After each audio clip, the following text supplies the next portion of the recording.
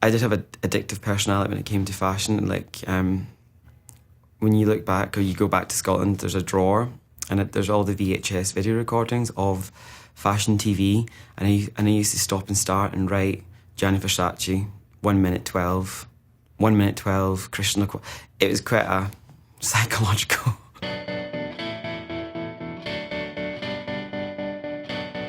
I'm Christopher Kane. I'm a fashion designer. I'm based in London. I've had my own business for 7 years. I've lived in London for 12. I went to college there, Central St Martin's, for 6 years. I love my job. I live and breathe fashion, and yeah, it sounds cheesy, but I've always wanted to do this from a young age. I grew up in a small place called Newart Hill, which is in between Glasgow and Edinburgh. It's a really industrial village. It was where the Ravenscraig, which was like a steelworks plant. It used to be a really great, flourishing place, and then obviously the Thatcher era, it really declined from the shutting of the steelworks. So I was surrounded by really good parents, 2 sisters, 2 brothers who were pretty eccentric, and my mother's sisters, my aunties, who were pretty eccentric and pretty funny. So I was always surrounded by women as a whole, and they weren't the typical Vogue women. They were hard-working housewives, great personalities. They didn't even know what Vogue is to this day. There was always, like, my dad was a draftsman, and I suppose we were very creative in the sense that he was always very hands-on with his work. And I always remembered my sister Tammy, who was my business partner. We were always together drawing, and we were always just being creative as kids, and ruined many a carpet, painting the floor and so on. But I was lucky that I suppose we got digital TV like Sky Television as a child, and it's things like Jeannie Becker on like fashion television and Elsa Clench.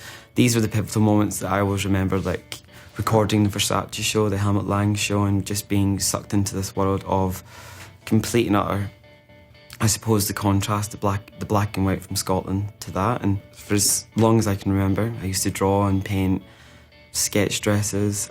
Didn't really know what a fashion designer was, but I remember seeing the pivotal moment of the McQueen show, and it always just the ringing in the ear of the Central St Martin's. It was like the brand, the place to be, and I just had to go there. So it was from a young age, that was the goal. Obviously, being gay in Scotland and being a young homosexual within Newart Hill wasn't really, you just wouldn't say that out loud. So I could really relax. And obviously London was full of so many characters.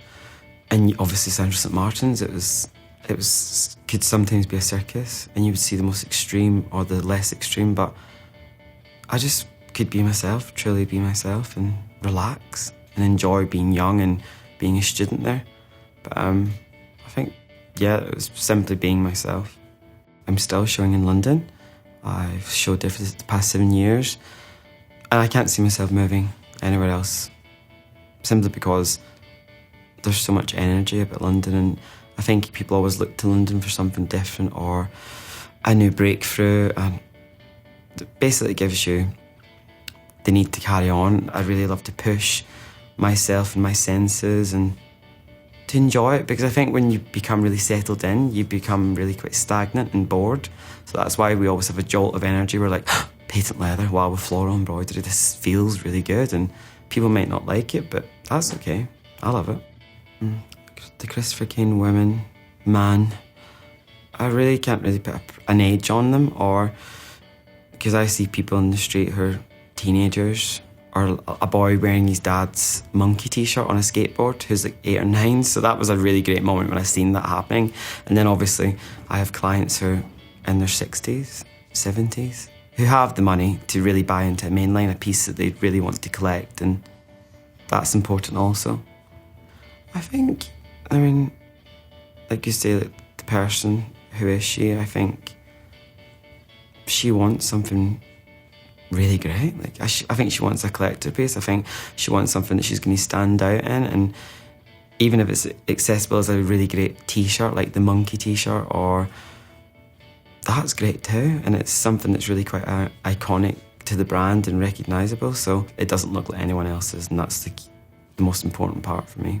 I think we've really touched on a lot of things that people wouldn't want to wear, but now they want to, and things always come up. People say like the bad taste element, but I really don't see leopard print as being bad taste. I think it's been through the hundreds of years of people wearing it, and obviously there's different characters associated with leopard print. Snakeskin was one of the very first things print that I used, which is one of my favourite collections to this day. As a young designer, as a young brand, you have to do work outside your own brand. Working with Versace, working with Donatella Versace, who was like the icon that she was, and growing up and looking at her, it was a scary moment meeting her. I was like, oh my God, it's Donatella. But we became really good friends, and she's a huge supporter, and I've learned so much working in her environment, and obviously as a huge maison like Versace, it is really fast paced. The energy that she has and the advice that she's given me, it's pretty priceless. So I'm forever thankful to Donatella for that. And obviously there's been things where I've done top shop collaborations, which is something as a young company, when they support you, it's something to give back to them and to really inject your name and to brainwash a younger client who's soon to be a luxury buyer. So it's quite a clever thing to do. And yeah, and there's been things like J-brand. Denim's a huge market, and we've really learned from working with Jeff. When I first came into fashion 7 years ago, there wasn't really a thing as a resort or a pre-fall, and I slowly started to learn and doing 2 collections a year, like baby steps. And then obviously slowly we moved into that, like the capsule lines, those small pre-collections. But I think younger designers today, it's really tough because people expect, there's so much expectations that you have to have that straight away. I'm extremely lucky to have a Tammy. I think people would love to clone Tammys because Tammy is like so inspirational. She's pretty, well, she is unique, but she's a force to be reckoned with for sure. She was always very hands-on when it came to my college work, and obviously later stages she was like a fit model, and it just became pretty relevant that she was everything, the same as me really, in the company. She played every role.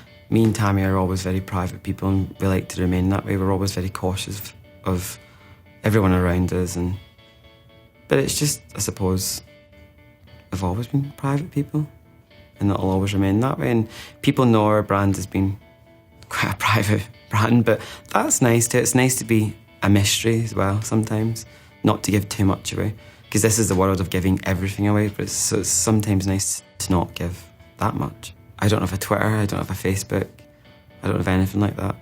I remember those designers in the 50s and how that was just so, it was so much more glamorous, the fact that it was private. When I'm not working, I'm always in the studio anyway. Literally, I live and breathe the studio. Even at the weekends, I'll go into the studio just to read or just to catch up. And I don't see that as being work, I just see that as being my life now. And I've learned that taking it really slow and following your instinct, it really is the only way.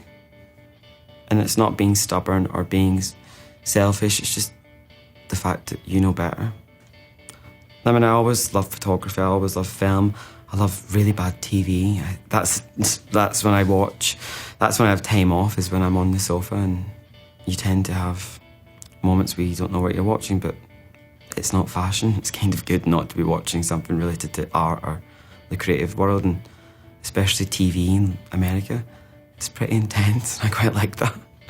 I've never been a snob, and I never will be. I appreciate every form of fashion, and I don't really say I hate anything, because every day I change perspective, and I've learned that you should never hate anything, because tomorrow you'll be wearing it or want to wear it, and it's so true.